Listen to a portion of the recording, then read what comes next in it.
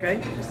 We face probably the widest range of military threats that we've ever faced. Everything from nuclear weapons that Russia and China continue to produce every year to biological threats, chemical threats, conventional threats, cyber threats, even threats against our assets in space.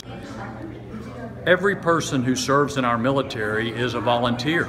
And they don't do it for the pay, but on the other hand, when we make a promise to them on pay or benefits, then we've got to keep that promise. And we've also got to keep updating our benefits to make sure it fits the way the economy is changing, fits the other job opportunities that they may have, so that we can continue to recruit and retain the very best our country has to offer.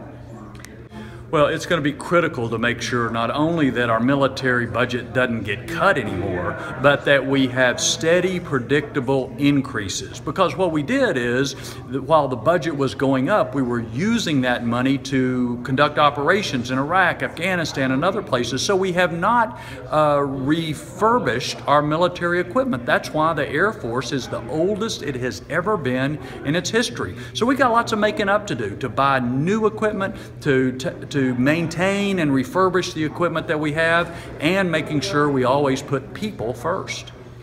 In every major military exercise, deployment, whatever's going on around the world, we're doing it with partners and allies. And I think that is a key feature of the world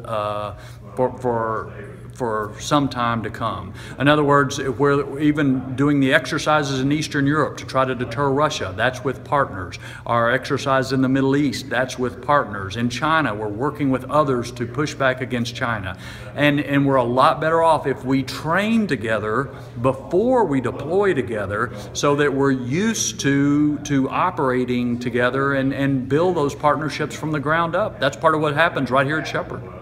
There's really two things. Number one is, it's really important for me always to remember that the people I work for are the people of the 13th District, all 700,000 of them. So for me to be home, to report to them what's happening, listen to their questions, take their suggestions, that's obviously very crucial.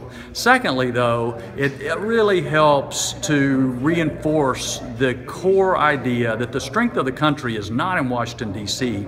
It's right here in North Texas, with people who work hard, do what's right for their community, educate their kids, volunteer in various ways. That's where the strength of the country is. So when people are all concerned about our politics, and there's a lot of reason to be concerned, just remember that whatever happens with our politics, the strength of the country is right here in our communities.